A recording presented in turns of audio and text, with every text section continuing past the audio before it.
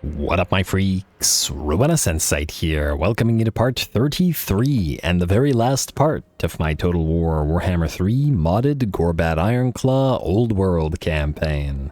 So as we saw last time, we have defeated Elspeth and Boris Todbringer after Karl Franzen have broken the Wissenland and Nuln faction. Only, oh wow, we are really close to domination victory too, but anyway, we are pretty much there at long victory with only 2 settlements remaining to Wissenland and Nuln, and they should be cleared out after one more turn. In terms of how we're going to do this final episode, we're just going to try to get a few more final battles going. I don't know how many, as I've decided rather than, spending a full day recording nothing but battles, probably a little bit too much. I'm going to do a sort of luck of the draw thing. Basically, what I've done is spent a few turns getting a bunch of little a bunch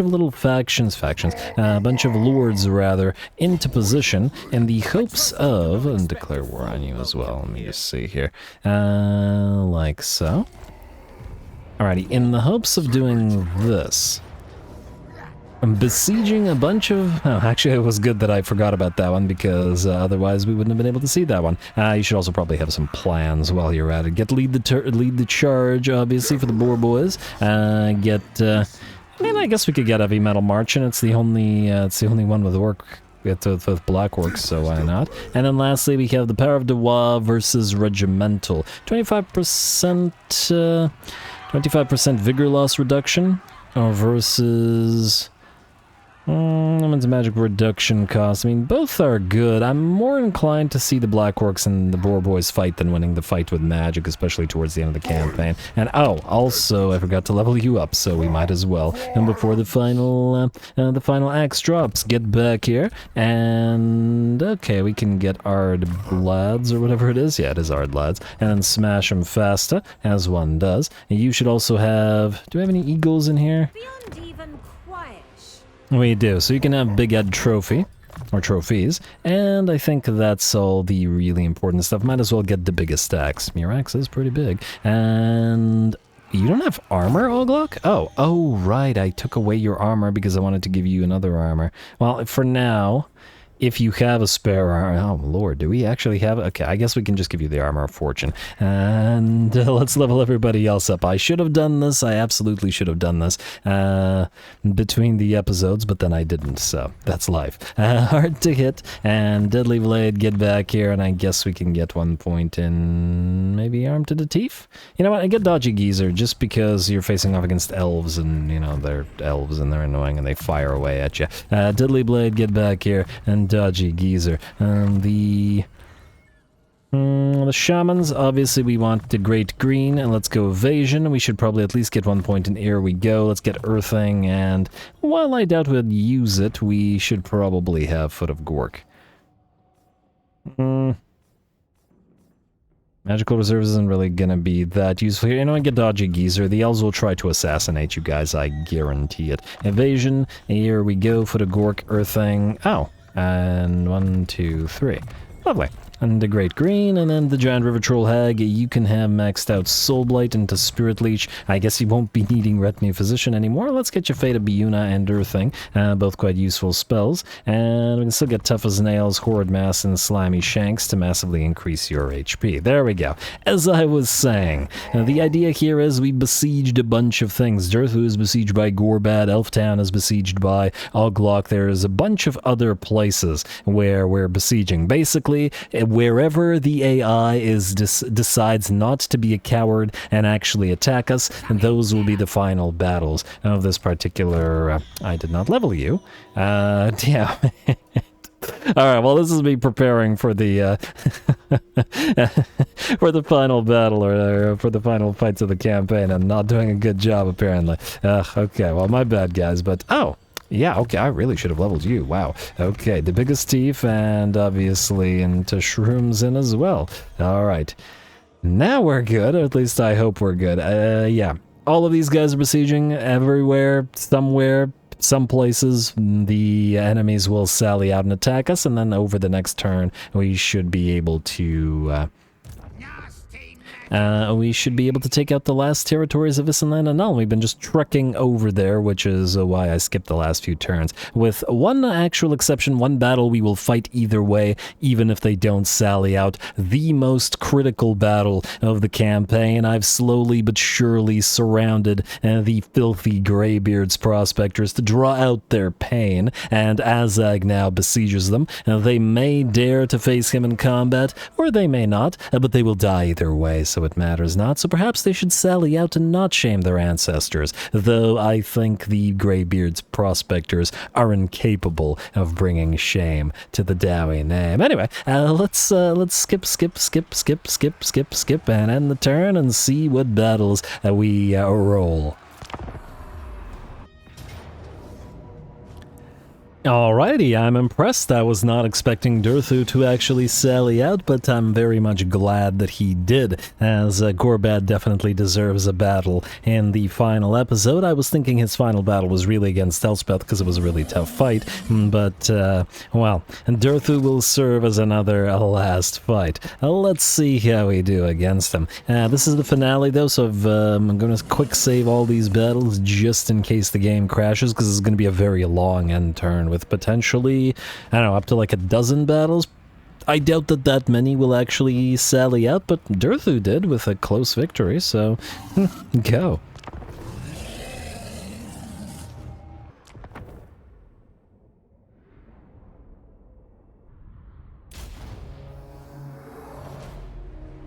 Have you had enough yet, boys? No? Want some more fighting? Then go get more! Whoa!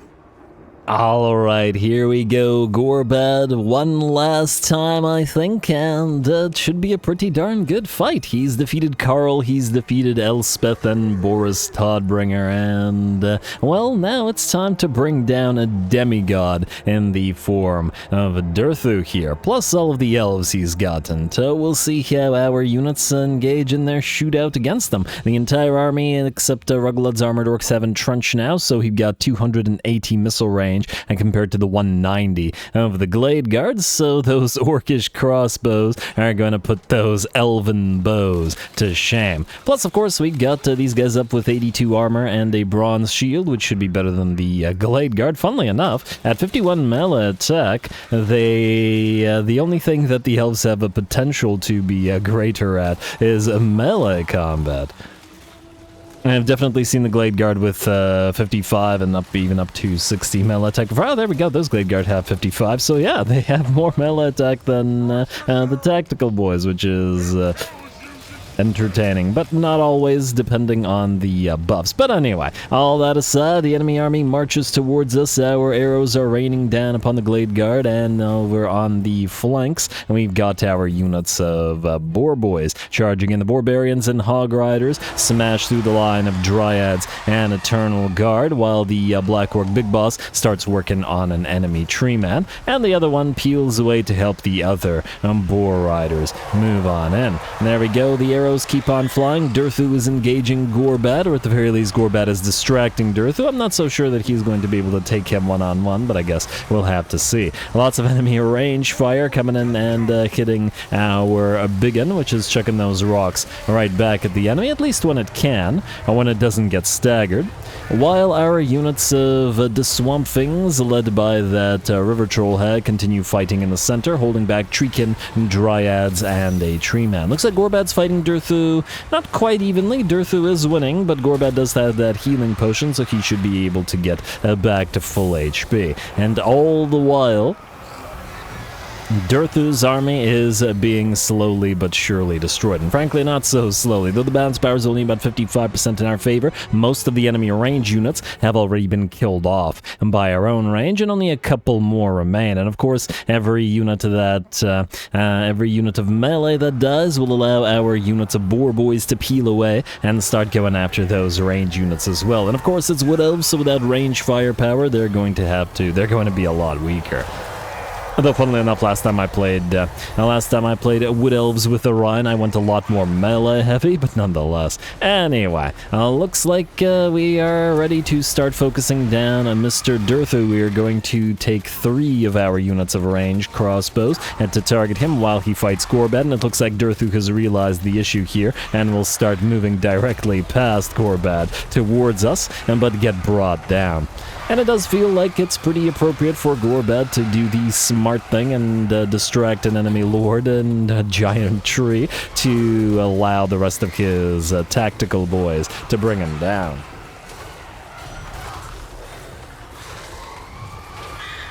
Nice little contest between the monstrous infantry here as our swamp things continue to hold back the enemy treekin. The treekin are tanky and not damage dealers, however, and they're going to have a difficult time in dealing with those trolls. Looks like our boar boys have adequately protected our flanks as the enemy has failed to really capitalize on a flank's usual weakness, and it looks like between the biggin and the wyvern, the treekin over on the right flank have been defeated.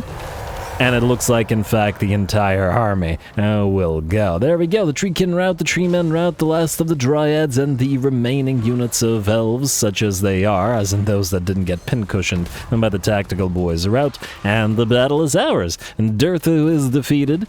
Not that he had a hope of bailing out the Empire at this point.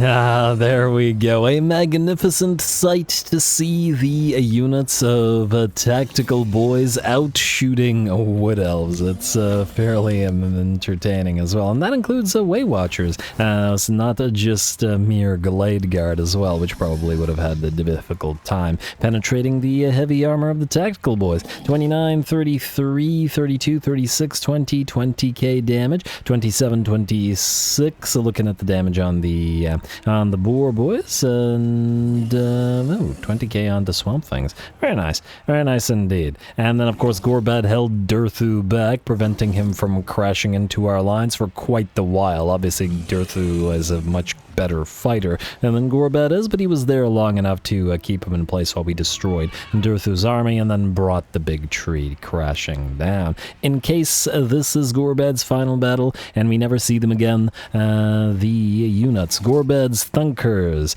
Daka Enthusiasts, Special Ops, Purple Boys, Green Seals, Owlin Commandos, Borbarians, Hog Riders, Erdnose Pigs, Wilbur's Revenge, Glory Hogs, Piggin' Around, Neck Snappa, and that's it. Very, very nice. I don't think they'll get attacked again, so we will keep slaughtering those captives. It's a principle of the thing at this point. Oh, wait. Actually, you know what? We'll eat the captives because faction-wide healing will actually help us here.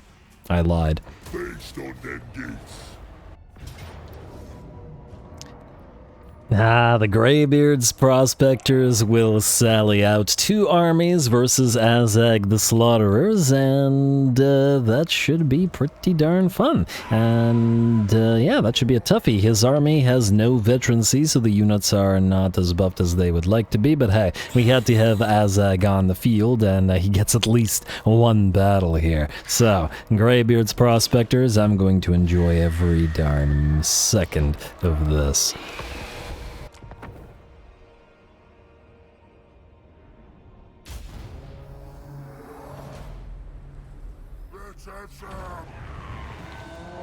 Alrighty, here we go. Certainly don't usually expect WAAAGH on this side of the world, but anything you can do to obliterate the Greybeard's prospectors. Still, they should give us a pretty good fight here, especially as this is the first time we're using mass numbers of Bone Club of Savage tribes. Bone Club Tribe Savage Orcs, whatever, close enough. They're going to charge on in, and we are going to start casting with WAAAGH. There we go, nice big ol' wind of death through the enemy range lines at least.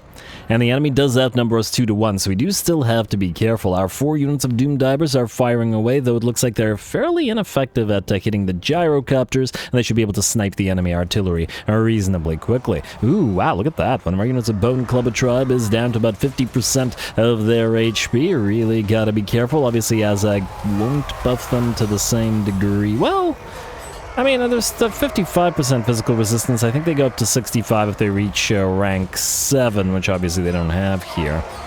But that's alright, we'll be able to deal.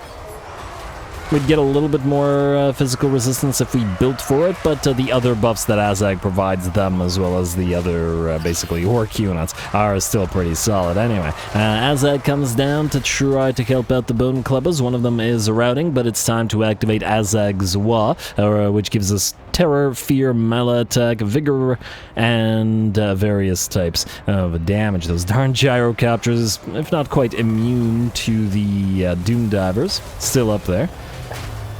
Landing a few hits on them, just not doing too much damage with them, interestingly.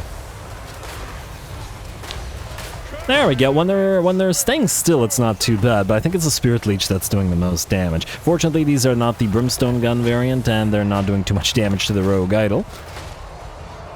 But I think it'll be fine. Otherwise, our Savage Orc Boar Boy Biggins have closed the distance over in the enemy's rear ranks and have now distracted and are preventing most of the enemy range line from firing. Thunderers, Coralers, Iron Drakes, etc., all unable to lend their flame and their fire to the defense against the Bone Clubbers, which in a one-on-one, I'd wager should be able to overrun the enemy Longbeards. What are we at here? 71 and 41, not too bad. Their melee defense is, well, 41 is solid enough, especially since Longbeards have a surprisingly small amount of melee attack, even on the Great Weapon variant. So it shouldn't be a problem. And, of course, we do have our two Rogue Idols to sort of balance out the army and anchor the line. Otherwise, the bounce power is at about 90% in our favor, and though we have taken heavy damage on our front line, we have managed to distract the entirety of the two Dwarfen hosts, prevent them from, well, I was going to say rushing the Doom Divers, but it would probably be a fairly difficult thing to do. These guys didn't build for pumping those dwarfen legs and are thus not able to capitalize on the dubious speed offered by the sort of unbuffed army. Anyway, with that, it looks like the Greybeard's Prospectors are shattered at last. WAAAGH is looking pretty good. 26,000 damage, 32 kills, and plenty of gold values damaged between going after the Lord, going after heroes, and then just generally speaking, casting spells. Looks like he did more damage than get kills, but that seems appropriate for a Lord of his type. Anyway, there we are. Very, very nice. I'm gonna chase it down, run him down, destroy as many as we possibly can, just for fun.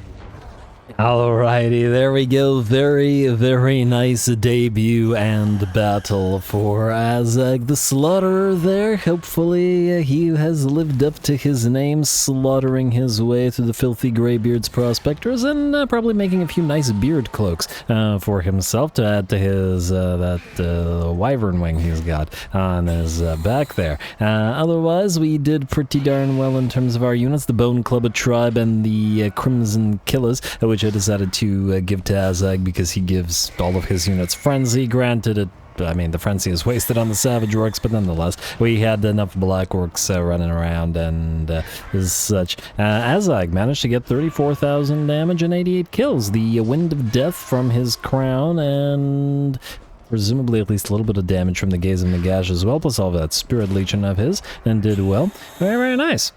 Alright. Enjoyable. I'd do it again, but, you know, time's a waste and eat captives. So Death will indeed decide to attack Muncha Edbutt here. Perhaps not surprising, as he probably thinks that he can handle the Squig army. No other army has been able to handle the Squig army yet, especially not the Southern Realmers. Let's see what Death can do.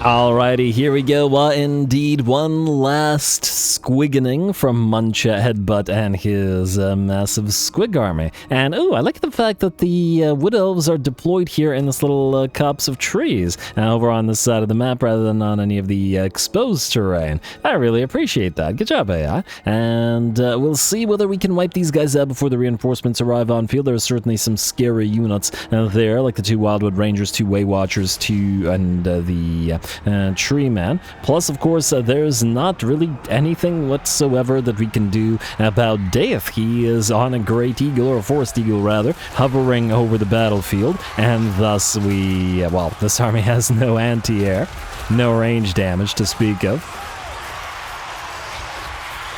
No, I imagine we could probably invent something that, you know, lobs a few squigs at an enemy that might be effective. And who knows how high the colossal squigs can hop. Maybe a mangler squig worked into a sufficient enough frenzy and the chain cut at the appropriate time can also be forced to fly into the air. But anyway, we've made contact with the enemy now. Obviously, we are taking damage, especially on the mangler squigs, as the enemy has a real penchant for targeting them. I know several of these squig herds are damaged as well. And the enemy rear lines, however, are completely overrun by the squig hoppers, which are just taking the enemy range units apart, while the colossal squigs distract and the enemy single entities. At least those they can, unlike Daith, who is once again hovering safe somewhere up above. He's up there somewhere. Trust. And, actually, where is he? What the heck? Okay, I don't know where he is, but he's up there somewhere. Oh, there he is. Oh, I guess he actually touched down and landed. I guess you shouldn't have trusted. Gotcha. He landed, but only briefly. Anyway, still taking apart the enemy, but it looks like the enemy army isn't quite shattered, and the reinforcements are here. The bounce power suddenly, as if you saw that shift, shifts in the enemy's favor to about 50, 55, 60%. Alright, well, what can you do? Getting those treekin and treemen out of the picture is top priority, but we gotta be careful about Kill a Tomato here, because it's in Rampage, and with the enemy's new arrivals, that's a lot of range units, including those Way Stalkers, which should be, or Way Watchers rather, which should be able to bring it down fairly quickly. We do have that extra missile resistance on it, so it's got a solid 45% plus the 15% physical, but it's already down to about a quarter of its HP. What is this, the end of Zombie Shakespeare? I mean, is this the end of Kill a Tomato? I guess we're going to have to see. Ooh, it's going to be close. Run, little guy, run. Are you still rampaging? Yeah, he's still out of control for another... for another little while. Alright, 800 HP now, and okay, it is broken, so it's not rampaging anymore, and we'll see. But it looks like the enemy will retarget it. 'Twas almost the end of the Kill a Tomato. And another couple of volleys into it will probably bring it down, so we're going to quickly try to send a few more of the extra squig herds that way. Oh, I still see a few arrows flying its way, down to 500 HP now. Just got to charge any of the enemy range units we can and distract them from firing off any of their shots. In the meantime, we are still struggling at least a little bit over on, sort of in the center of the battlefield. The bounce power remains in the enemy's favor. And it's looking like it's going to be a very close fight. Alrighty, Kill Tomato is... Yes, okay, it looks like it's escaped. It's off the... well, it's far enough away where the enemy can no longer hit it. The Mangler Squigs do still be a mangling. Oh, wow, tearing through those poor Wildwood Rangers. And finally, and not being overshadowed by the other squigs, as a lot of the other squigs are low in numbers or dead now. But that's the nature of getting a proper final fight for these guys. Looks like the Rangers have still surrounded Mr. Huglug as well. He's in a bit of a dangerous place. But there are still Mangler Squigs around to help out, should it be needed. Let's see, bounce power is still in the enemy's favor, and there are still enemies firing away at us, as we just don't have the numbers to tie them all up. But the enemy's Dryads and melee troops are starting to dwindle, which will hopefully free up additional units of hoppers and other such units to engage the enemy range units and tear through them. Frankly, it might have been the better idea to peel them away a little bit earlier, and go after the enemy range. But there were remnants of the other enemy army which we were still tied up with, and the squigs don't have enough mass to easily break themselves out of enemy infantry formations. So once they're trapped in fighting, a lot of them will get stuck doing so. So sometimes it's better off just to finish off. So I'm not sure you could go the enemy unit. Anyway. Looks like the Wildwood Rangers are defeated. Our lord here's standing in a maelstrom of the spinning, well, not loons, but the Mangler Squigs. The enemy lord has also been caught. Daith has landed once again, and Muncha Headbutt and the River Troll Hag and another one of the Colossal Squigs here will, if not bring Daith down, at least severely damage him. The bounce power has at last shifted in our favor to about 60%, though plenty of enemy units are still in the fight. We can now move more units away and engage with those other range units. There we go. And even against, well, those are Glade Guard, but the Waystalker or Glade Guard, the Mangler Squig should be able to deal with them fairly well. I'm loving the fact that the Manglers get to play a lot more in this final battle for this army.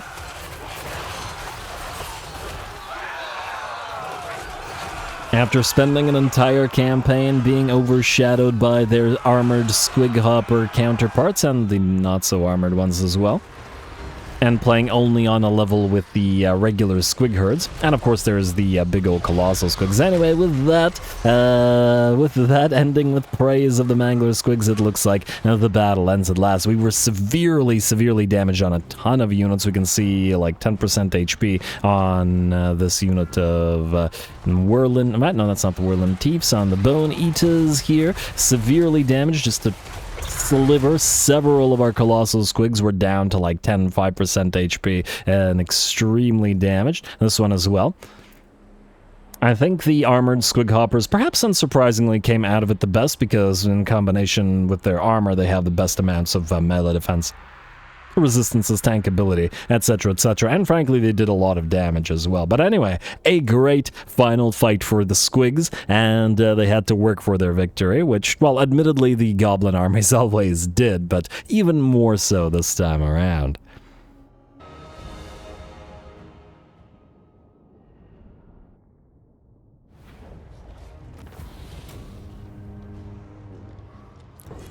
All right, there we go. Another fantastic battle. Oh, and that battle takes us over 1 million gold, and we're fairly positive in terms of our money generation now, as odd as that may seem for the Greenskins, generally speaking. Definitely getting that comprehensive victory, I guess. And yeah, well done to the Squiggies. Definitely one of my favorite armies. I kept using it maybe more than necessary and building Squigs everywhere, but they're just so fun. And yeah, they do well too. 42,000 damage, 30, 35, 20, 24, and the big boys. And the big boys were also absorbing a ton of damage from all of those enemy range units since they tend to focus them. Oh, 16k damage, 12 and 19k damage. Looks like the Mangler Squigs did well here as well.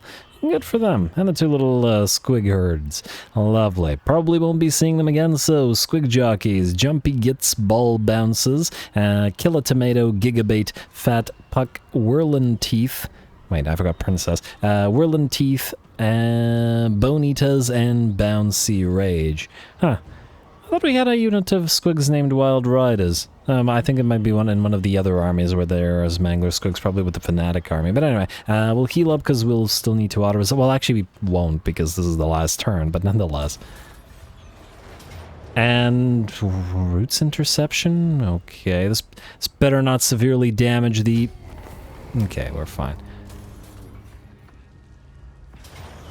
And, oh, huh, you're gonna sally out too. Well, good for you. These guys actually have a much bigger chance of winning because, well, this is our Goblin army, our Goblin Ingenuity army. Sadly, they never got their Ragnarok Flingers, but I was kind of happy with the Giants as well because we were able to give them the Eat the Runts trait, which gives them 30% ward save on top of the 20% physical resistance they already have and the 70% missile resistance. So, good luck to Glade Guard trying to bring those those guys down if they decide to focus them. Now, the Sisters of the Thorn are going to be an issue, but hopefully our Screaming Gobbos and Gobsmacked units of Doom Divers can clear them out. Should be another fun fight.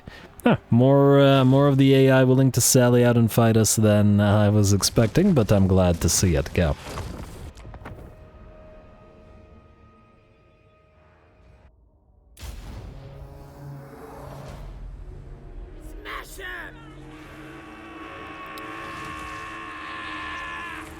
Alrighty, here we go. Got to appreciate the Widows for giving us all of these nice little final fights for the campaign, and I'm interested to see whether we can pull it off against these guys here. That's a lot of range units, and pump wagons are very much vulnerable to range fire. They have no missile resistance whatsoever, and 25% physical resistance, though something like a Swift Shiver Shard would thus be able to completely ignore that due to their magical damage. Anyway, this is our army with all of those artillery pieces. So we got 2 rock lobbers and 2 units of Doom Divers to start working on the enemy. Hopefully well enough. We're going to use one of the Doom Divers to start annoying some of the units of Sisters of the Thorn. They're fast, and they're also extremely high damage dealing magical melee, magical arrows, and toxic venom application on all of it.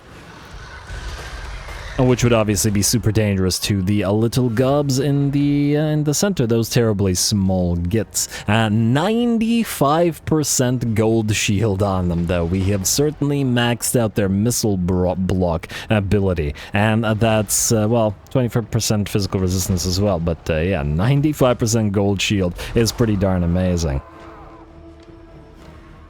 It's kind of weird and a little bit, I don't know, a little bit funny to see, because I don't think, like, having played Chaos and SFO, having played other factions, having played Dwarfs, I don't think that any of the other factions that I recall have ever been capable of getting anywhere near to 95% block. I've seen 75%.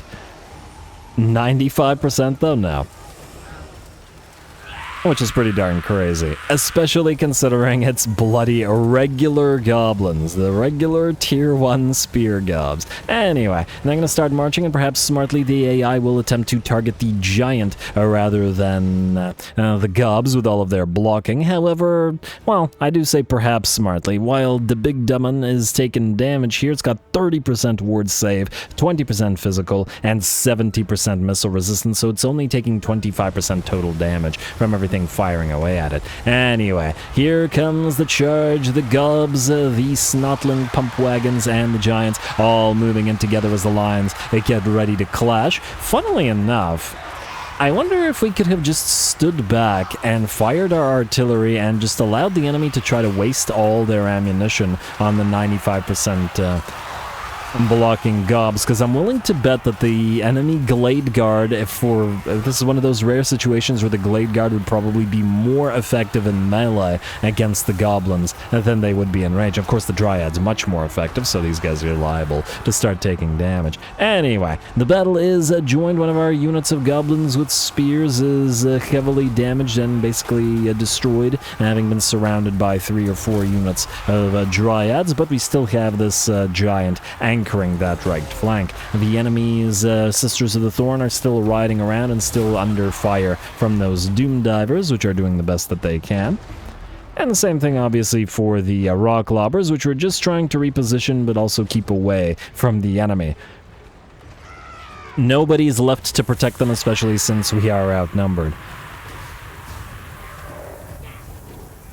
And generally, it just feels, I mean, admittedly, throughout this campaign, we've been experiencing a lot, but it does feel a little bit weird to constantly be outnumbered, but it's unfortunately just the nature of the WAAAGH, where it's, I don't know. Wow, this guy went really wide. Oh, no, well, he tried to hit those guys. Didn't manage it, but he tried. Anyway, what was I saying? I got distracted by watching the Doom Diver. There we go. That's a Doom Diver that actually crashed into the enemy. Alrighty, anyway.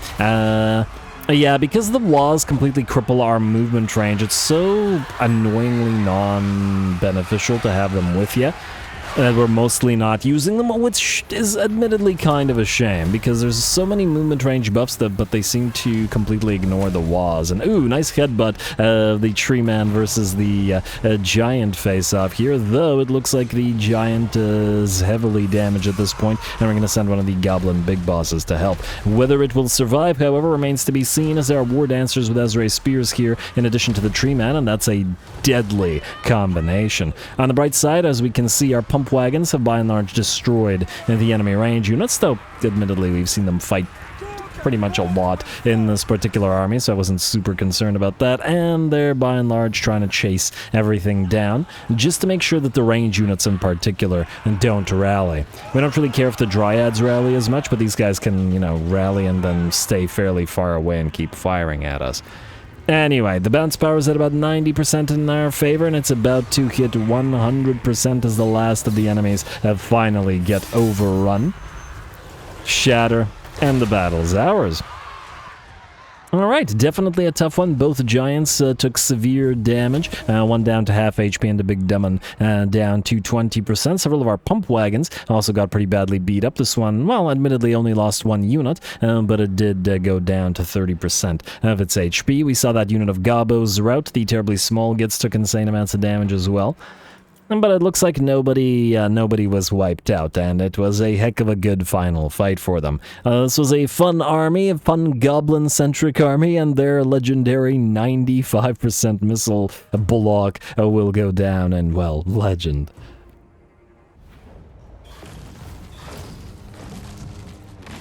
Ooh, alright, definitely a close victory, but overall another magnificent fight. Hardly surprising with units like Sisters of the Thorn and War Dancers and stuff. The goblins struggled a little bit, but fortunately the pump wagons were able to break through the lines of enemy melee, leaving the goblins there to distract them while the pump wagons took care of a said enemy range. The Rock Lobbers did a little bit better than the units of Doom Divers, but they were essentially keeping the Sisters of the Thorn busy for the entire battle. The Sisters of the Thorn were running around dodging their shots, and you can see that they did very little damage. This is generally surprising for Sisters of the Thorn because they have toxic venom, and it allows them to generally do insane amounts of damage. They're basically equivalent to the Death Creepers spiders that we have, the Regiment of Renown, with that same kind of venom, and yeah, not to be underestimated at all. Otherwise, terribly small gets, very big snotlings, the big dumb one, rumblin' rollers, spiky nuisance, grudge returners, gobsmacked, and screaming gobbos were the units in this army, and they all had a lot of fun and did a great job.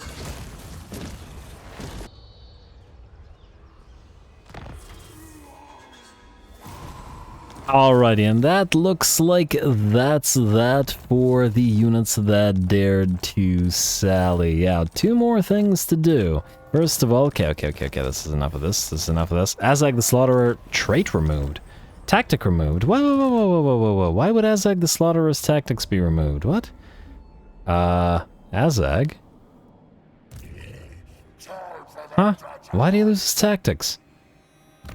I don't understand why he lost his tactics. I don't really care, but I still don't understand. Anyway, two more things to do. Where are we here? First of all, to besiege these places. I'm just gonna double check. These guys still have 2 settlements remaining. Alright. Well, actually, wait. 3 potentially more things to do. These guys did not sally out. I'm surprised, because this looks like a decent little army with a lot of range. I think I'm gonna make the exception while all the other armies will do their fights only if the AI is willing, as in, generally speaking, I figure the AI will only sally out if it thinks it has a chance. Oh, Enchantress. The AI will only sally out if it thinks it has a chance, but for the situations that you have anything interesting in your army? Honestly, this army would get overrun like nobody's business. The spiders would obliterate it. Frankly, I'm kind of surprised that it's kind of this close, but I will think about it. Anyway, maybe there will be several more things to do. Let's just level you up just in case. No particular reason. Ah, too bad we won't be able to get you to rank 7 to buff the spiders even more, but it is what it is. You can have... Okay, so the riders buff that. I guess we can get the Ard lads, for the big lads rather, for the Arachnaroks. Yeah, why not? The big lads. Alrighty, what about you guys? You were supposed to... Oh, wait, you don't care about Shadow Shaman. You very much care about Itchy Nuisance, however. Cooldown for spells, Shrouded Strike, stock during ambushes, Winds of Magic cost. I do care about the Winds of Magic cost. And this is Winds of Magic cost minus 15. So this is better. Minus the fact that it causes a miscast. Oh, the miscast chance. You know what? Let's instead do Itchy Nuisance, Sneaky Steal, and Vindictive Glare into Evasion. And you can have Curse of the Bad Moon. And you don't need Curse of the Bad Moon. You can just have Sneaky Stab and an Itchy Nuisance spam, and I guess Vindictive Glare as well. And yeah, you can have Sneaky Stealing as well. Alright. You, River Troll Hag, I could have... Yeah. Anyway. Soul Blight. I mean, we don't really need a Retinue Physician anymore. Let's get Fate of Biuna. Max it out. But wait, what the heck? I did not give you one last point. Alright, fine. Get Evasion. Nope, I lied. Just get another point in Vindictive Glare. Alright, Spider Gob. You have 1 level on ya. You could get Venom Drinker for yourself to power yourself up. Did I ever give you any additional items? No. Let's give you... We still never... Even after all this, we still barely have any spare items. You have any armor that you can use? I can use a Talisman of Endurance, I guess. And armor... Glittering Scales, I guess? Do you have a Gambler's Armor, maybe? Oh, we don't even have a spare Gambler's Armor game. Come on now. Alrighty, well, you two... Oh, you never reached Shrooms in, and... Oh, in the other army, they had it. Which meant that they were a lot more powerful, but in this one they don't, because these guys never got to level to that point. Huh. Interesting, but probably why the Fey Enchantress is willing to be nearby, eh? Alrighty, well, either way, Gorbad got his final fight, and we want to do several things. WAAAGH, I would like you to besiege Norden, and I would like Skarsnik to reinforce to make sure that we can kill it. Valiant defeat, we'll see about that. We have to be able to achieve the victory here. Believe to achieve, folks. Believe to achieve. I do love the fact that we were able to reach 1 million, and it'll kill off a Regiment of Renown of the T-Frobas. You know what? I don't care. It's just a Regiment of Renown. It's immortal, technically. Loot and Occupy. And then... Scepter of Stability. Pit Pass, Idle Carva. You guys just sit here and regenerate. And if there were another 10 turns, you would eventually get that unit back. And then 1 territory remaining? Yes. You... Gotrek is just standing there. You will besiege Lubrecht, and you will take it out at the last moment. Shroom Huffers, Mushroom Maniacs, Sneaky Boys, Gobstoppers, and... Oh, there's the Wild Riders, I was thinking. And 8 Peak Loonies are a Regiment of Renown. WAAAGH, what do we have here? We have the Goblin Lowriders and the Evil Sunwolves. Here we have the Night Raiders and Tunnel Campers and 8 Peak Special. Since those guys got their last fights in previous episodes, I guess. Who else was an army? We had Silk Road Trail Blazes, Tree Huggers, Web Surfers, Skittering Stalkers, Silk Slinger, and that's it for you guys. Zoglock, I'm pretty sure I'm just going to have a nice last fight with you. He is a legendary lord, and I feel like I want to see Black Orcs one more time. Argor Throat Crunch, he already got his final battles, and there were many of them, and he won every single one super handily, so I don't think he needs it. Oh, Orion didn't sally out, so he doesn't even think he can win against Azdrag. Well, that's fine. I don't think Azdrag has any named units in his army anyway. And you sallied out and we defeated you. Arachnic, I want to see what the Faint... Will she run? No, she actually... But decisive victory casualties low. Well, we could see the spiders obliterate them one last time. Alright, fine. I always have this problem with final battles. I always see a few more battles and I'm just like, oh, I gotta fight this, I gotta fight that. Nah. Well, I don't think anybody's complaining, but still. Anyway, let's see the Ragnarok skitter one last time then.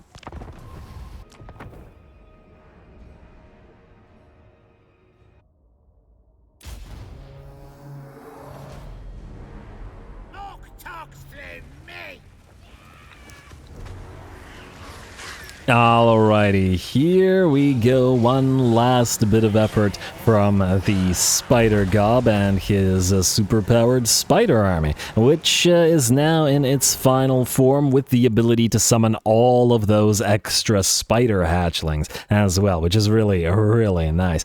Keeps the army nice and themey and essentially gives us, if not quite a wah of extra little tiny spider units. Over the course of the battle, we can generate more than a full stack of them, so it's pretty darn good, if I do say so myself. Plus, these spider hatchlings, despite being summoned units, aren't the type of summoned units that disappear, so in theory we could just stand back and keep on summoning them, couldn't we?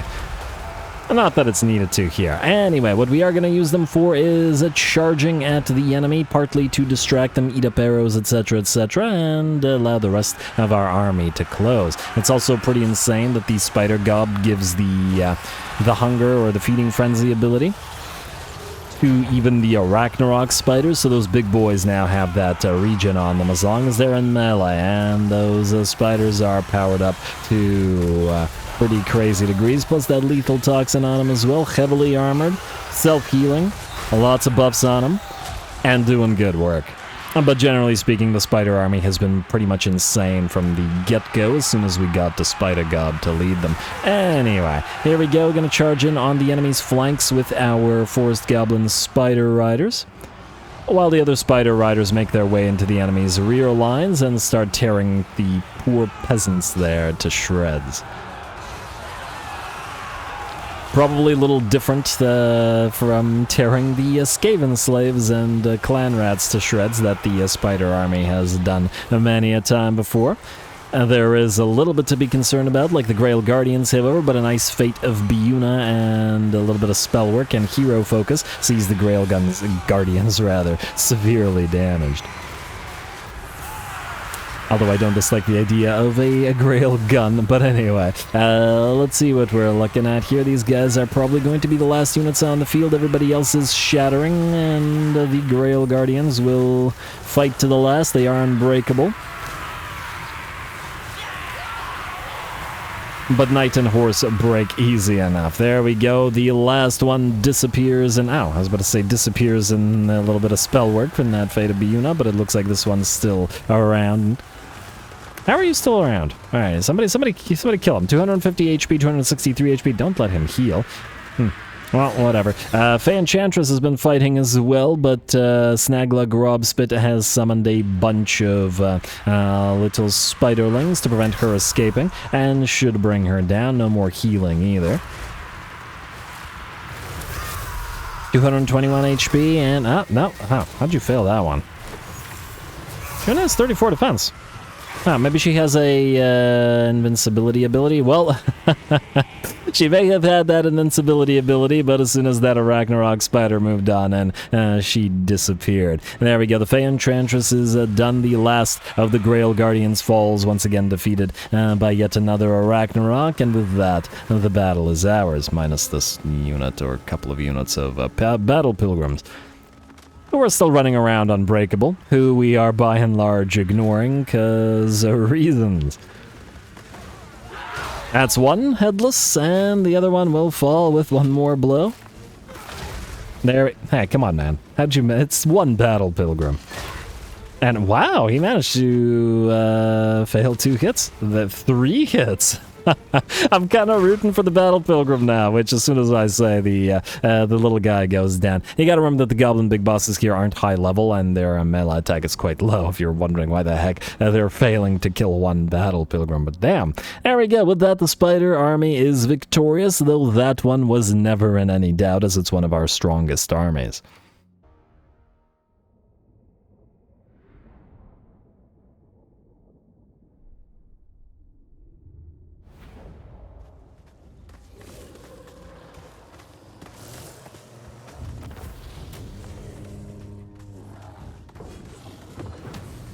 Alrighty, very, very nice. You know, just like the squigs, I feel like we kind of had to see the spiders off, you know? They're really just fun, generally speaking. And, oh, we already read their names, yeah. Spiders, very, very fun. Ragnarok Queen getting 20,000 damage, and several of the spider riders being super buffed up by Snagla are pretty darn good as well. Snagla got 1 kill, and that kill was the Fey Enchantress herself. And another reason I really wanted to see this army was the fact that before it didn't have the arachnophiliacs, and just generally speaking, we have 1, 2, 3, 4, 5 uses of spawn hatchlings, or 5 separate entities of spawn hatchling, meaning we can spawn 25 extra spider hatchlings on the battlefield, more than a full stack of nothing but hatchlings over the course of the battle, which is pretty neat.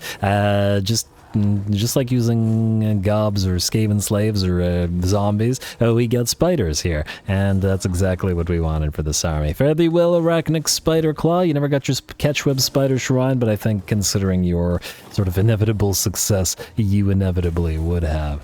Also, just out of curiosity, we did this a bunch of times. We have... Huh. Constant casualty punishment rate plus 4%. Oh, right. That was over the course of the end turn. Oh! Casualty replenishment rate plus 10 for your army. Good. Alrighty, well, you've defeated Morgiana. You also had that web weaving debuff, melee defense -5 and speed reduction, so the enemies couldn't run. And then we had the brood mothers doing that passive Mortis engine effect. Anyway. WAAAGH the Horrible. Necessary or not, I feel like we should probably attack Elftown just for fun. I don't believe it's a walled settlement, so we'll... Oh, whoa. One thing, though. Wait. 1 second. 1 second, guys. Nobody panic. Can you auto-resolve this? Nah, it'll kill the squigs. Okay, wait. I know what I'm doing. I don't really know what I'm doing, but anyway, you will... raise... Oh, it's technically part of our territory, but whatever. Okay, fine. Occupy it. But that's not what I wanted. I want to do this. Auto-resolve this. And then raise it. There we go. Lucky Shrunken Head. Whoa. What was that? What was that? A moment here. That's not the thing that gives us ward save, is it? It is 10. Wow. That's like the best caster item. I guess we can... Wait, what does WAAAGH have? Just out of curiosity. Yes, right when the campaign ends game, he has a Book of Assure, which is good. But it's not as good as the Lucky Shrunken Head. And I'm willing to bet that WAAAGH has a few Lucky Shrunken Heads, so, you know, it feels loreful, accurate, appropriate. Where else were we besieging, if anywhere? Was there anywhere? If you're wondering why I'm doing this, I wanted the extra scrap, but I'm not sure that we have any other sieges happening here. Oh, you were besieging Castle Drakenfels, which decided not to do anything, so we'll erase that for the scrap. If we sack, we have to occupy. We're already over 1 million. Just take the scrap. Screw it. Alright. Do that. Well, this army honestly wasn't particularly interesting. It was just for fun sort of deal. And we should have a couple more. Okay, Raider Turg. You can raise in this place. Alright, that should be enough. Because we had never needed to upgrade the Black Orcs, and I just want to make sure that they have some scrap upgrades going into their final battle. Probably won't be able to upgrade them all to the max because it costs too much. You guys can have the melee attacks, probably more important than the armor-piercing damage, although it's not that it's bad, but yeah.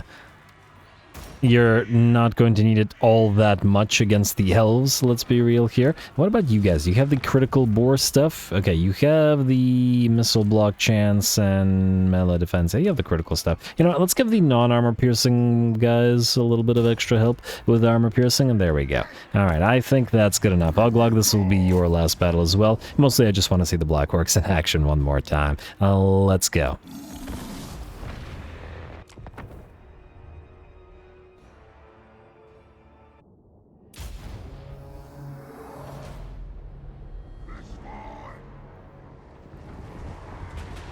Alright, here we go. One final fight for WAAAGH the Boarable and his elites, his Black Orcs and his Boar Boys. And considering it's a minor settlement, it should be a pretty interesting fight.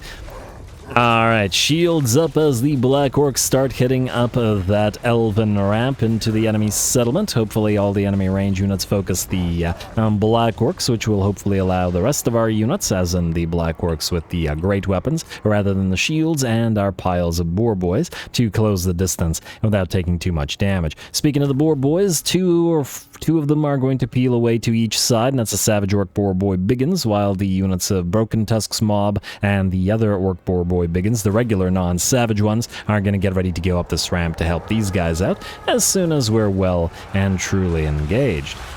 And there we go. Looks like the enemy will counter us with a charge of those eagles. I have noticed that the High Elven AI on defenses of maps like this, and these minor settlement High Elven territory battles, does have a tendency to send eagles at you in this manner and actually block you off a little bit, and just as soon as you head up the ramp or even on the ramp, which is generally a good use of them, if a little bit dangerous. White Lions are closing in, and that's a pretty deadly combination potentially. The Sundering armor of the White Lions and the bleed application of the Great Eagles. After my Imrit campaign, I will never ever underestimate what a few Eagle units can do, because they're pretty darn devastating in SFO against pretty much anything, if you use them correctly. Anyway, the Black Orcs have engaged, and now it's time to close the distance with the Great Weapon variants, as the Boar Boys make their way up the settlement as well, and that's once again the regular Boar Boys. Gotta try to tie up as many of the enemy range units as we can without shields on those regular Black Orcs with great weapons. They would be taking more damage. Granted, not a crazy amount, as the Lothern Seaguard don't have the armor piercing necessary to deal with the super heavy armor of the Black Orcs with 175 armor. Well, I suppose that'll get lowered a little bit as the White Lion's armor sundering does something to him. But I fear the White Lions will simply get surrounded and destroyed here. The bounce power is still only about 55% in our favor, still relatively even, as there's still a lot of enemies that we have to work through. Enemies dropping spells on us as well, as I spot a Uranon's Thunderbolt right into our most hurt unit of Black Orcs, which is down to about 25%, maybe 30% of their HP. And another one's down to about 50. But that makes sense, because these guys were the ones that led the charge. They took the arrow hits, they took the artillery hits, they took the spell hits, and then afterwards the melee hits as well. But hey, that's what they wanted, so you know, everybody's happy in this particular situation. Maybe not so much the elves, but the Black Orcs are happy either way. Alright, still working our way through those guys and have moved the Broken Tusks mob in to help where the Black Orcs have taken a fairly decent bit of damage. We're going to pop that Soul Blight on this big blob of enemies because, well, we'll need the extra little bit of help. Over on the right and left flank, our first Savage Orcs, so Savage Orc Boar Boy Biggins, have started to close the distance, finding spears and archers alike. And even though the only thing an Elven faction, or any Elven faction, High Elven faction at least, needs to win the campaign is spears and archers, I'm probably going to have a bit of a difficult time against these Savage Orc Boar Boy Biggins. No magical damage on these enemies after all. These guys have 70% physical resistance and 75 armor on Savage Orc Boar Boy Biggins, which is pretty intense. They may be an anti-large specialized unit, but they should be more than enough to deal with these guys. Same thing is happening over on the left flank, as the Savage Orc Boar Boy Biggins have made their way up the ramp, destroyed an enemy unit of spears, and have now charged that darn enemy bolt thrower. Not that the bolt thrower, well, especially in the hands of an AI, is going to be a particularly frightening artillery piece. But again, it's SFO, so with sufficient buffs, the bolt throwers can be pretty darn crazy in terms of their damage and capabilities. It's kind of just the nature of SFO, where it makes all units viable. If everything's overpowered, nothing is, that sort of deal. And one of the many reasons I enjoy it. Alright, just a little bit more grinding the elves down here, as they don't have a prayer now, I think. I feel like like they should use fire in besieged locations a little bit more. It would be fun. Especially locations that have, like, gotten besieged a lot. Like, not necessarily minor settlements, but minor settlements a little bit as well, but major settlements.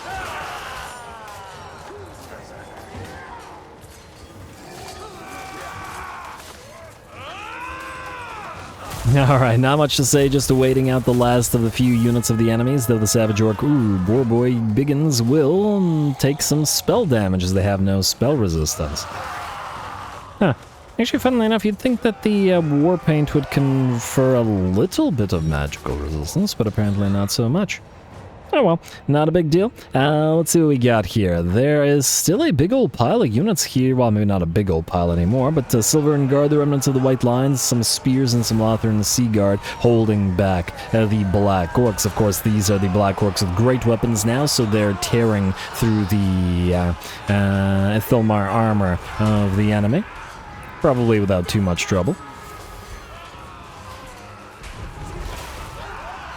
Destruction awaits! And there we go. Oh, it looks like with that, the enemy army shatters and the battle will be ours, or at least would have done so in a couple of seconds. Minor desync, but I'm not entirely sure where it was because everything happened exactly as it should have. We saw none of our units just sort of standing still, and they were all fighting all the way to the end, and it's usually, you know, just desyncs when things stand still. So, I don't know. Everything's fine. Could just be... this could also just be a lie and the enemy army shattered.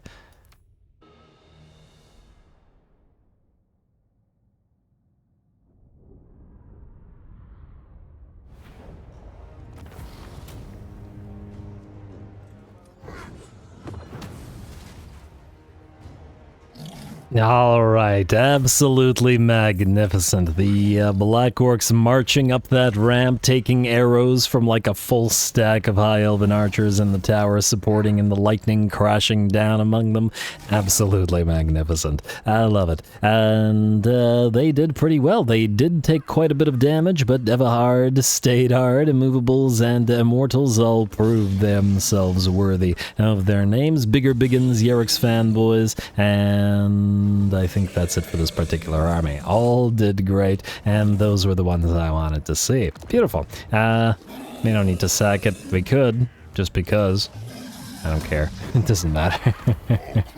Alrighty, there we go. And then there was one, as in we have one other last thing to do. Well, two other things. Well, three other things last to do. One battle, but a couple of things to do. First of all, WAAAGH the Slaughterer, I would like you to break the siege.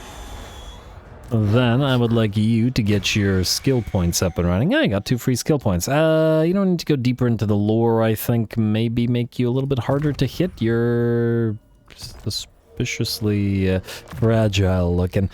We should have Soul Blight here and max out Spirit Leech, though WAAAGH is the one using it typically. And then lastly, we've got the Orc Shaman.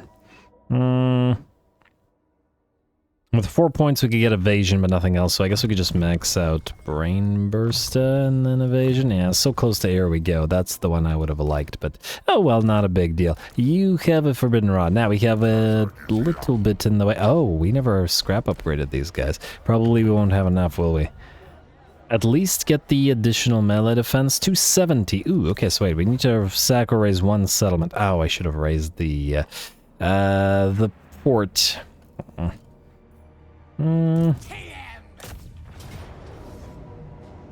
Alright, these aren't named, they're just random squig herds. There's no need to fight this. The enemy has no chance here. It's another squig fight, so yeah, we'll just raise it. That will give us enough. Sorry, Orion. You're not worthy of a fight. What I want to do here is this. You guys, at least, will get some upgrades, and it's going to be the armor and melee defense, because you'll lack both of those things. And then we got 93. We already upgraded these guys. Oh, I would have loved to upgrade the Savage Orc Boy Biggins, especially with the armor and speed, but we don't have 440, and we're probably not going to get it.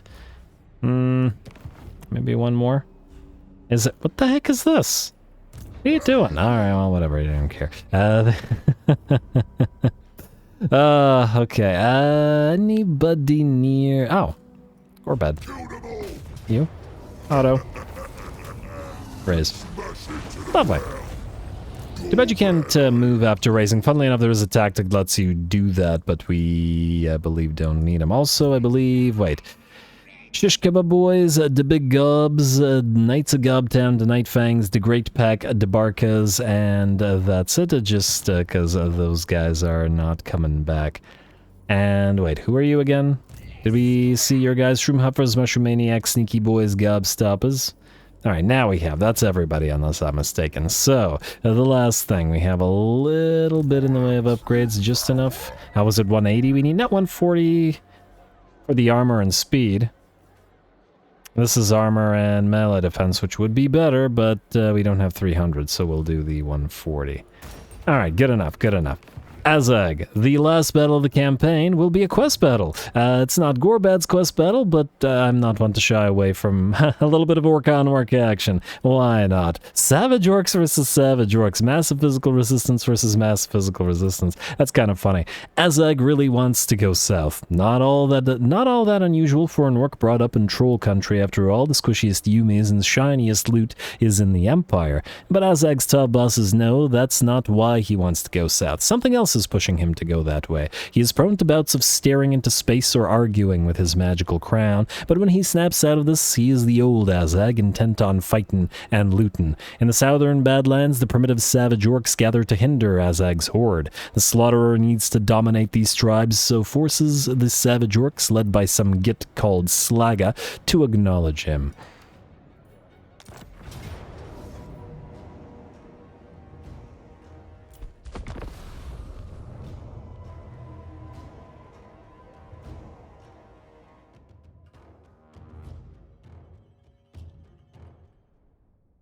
These orcs may be savages, but they have yet to face the Slaughterer. Those on the hill are a formidable force, but will not be the only enemies in the forthcoming battle. WAAAGH must be wary of the flanks, for this is where the savages will surely strike once the hill attack begins.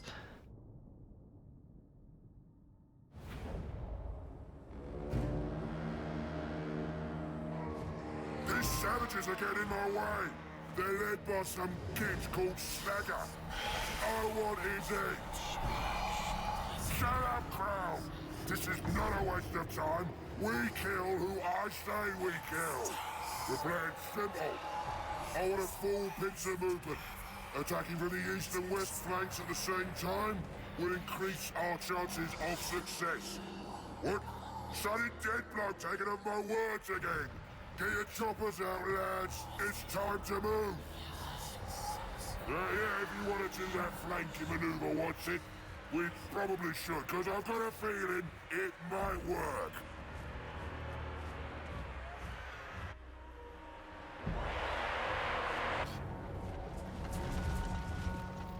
Alright, here we go. There's certainly something to be said for saving a quest battle to end the campaign on. And you know what? I think it's also super appropriate that the last battle of the campaign will be orcs versus orcs, because you know it doesn't matter how much devastation the orc hordes cause, how many empires they create or conquer. At the end of the day, orcs will always be fighting other orcs as well. Anyway, we have the superior savage orcs, as regular savage orcs should have no way to defeat easily the Bone Club savage orcs. Though it is entertaining to see all the physical resistance of the enemy and our own face up against each other, meaning it'll take a fair bit to cut our way through the enemy. Our units of Doom Divers are targeting that giant, though interestingly they're not staggering it, which is, I don't know, just plain interesting. The reasoning being that I've definitely seen cannons fire upon giants as they walk, and giants definitely fall down repeatedly as they get fired upon by cannons, by luminarchs, that sort of thing. Interesting that the Doom Divers don't have enough mass to do it, but I guess it is only a little gobbo hitting ya. Probably not with the same speed or, well, mass-wise. I would imagine that the gobbo might weigh more than a cannonball, but speed-wise, probably very much not. Interesting comparison, though. Kind of hard to get MythBusters or somebody on it. Though. There's some ethical concerns with actually testing this out. All right, small child, we're gonna need you to dress up like the Cabo and get in this Doom Diver gliding thing, and then.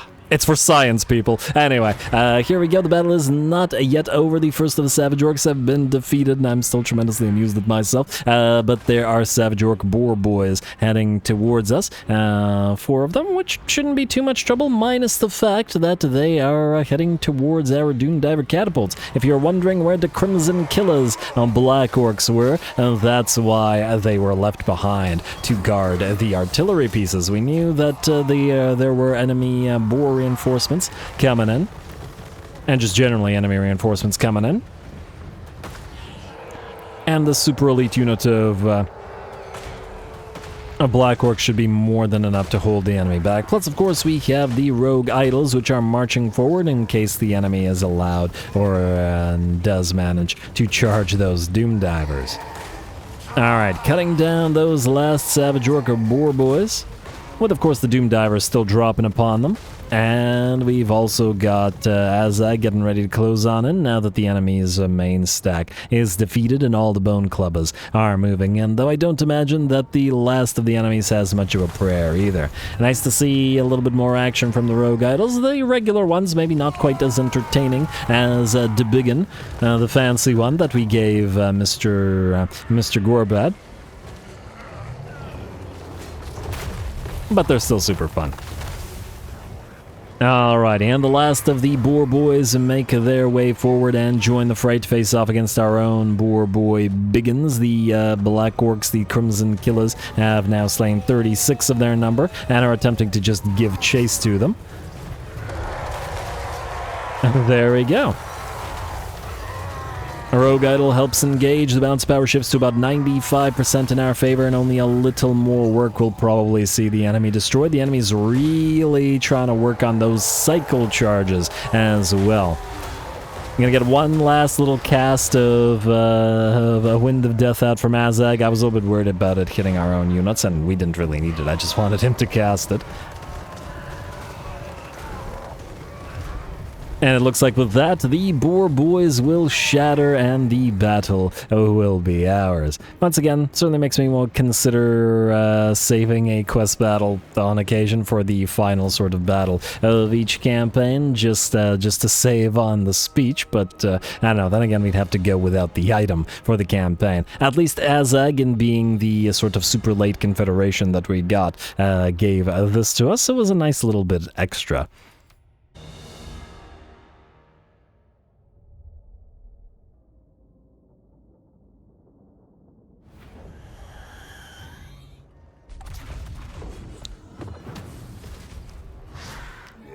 Alright, there we go. Definitely worth it just to hear WAAAGH's speech and get a little bit more action for the Crimson Killers, since they wanted to have some fun. Anyway, a nice little last fight for the campaign, and that will be the last or second last thing we do. And Slashes completes WAAAGH's complement of weapons. I guess he never had completed his. Lastly, Karagarud.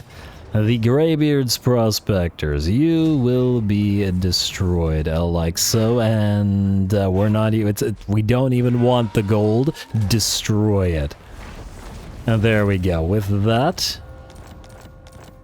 With that, the filthy Greybeard's Prospectors are destroyed, and, well, we will take apart the settlement that once stood there brick by brick, then dig a great hole under it, and then perhaps use it as the latrine for the entire Gorbad's Empire / WAAAGH. The last thing that we gotta do is simply take Mr. Bartorg Backbiter here, auto-resolve, and occupy.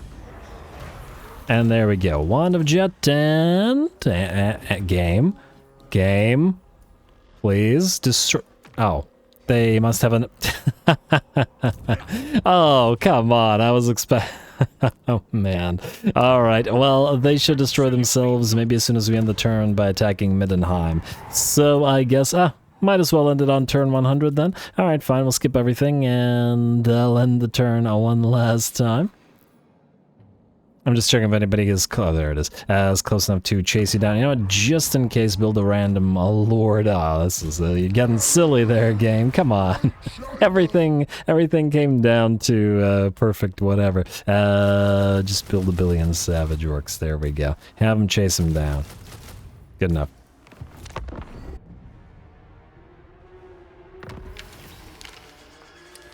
And, oh, you gotta be kidding me. Alright, there we go. That should destroy the faction for good. Yes? Yes, auto-resolve, and... Don't tell me don't tell me you're not too far for us to catch. I swear, game.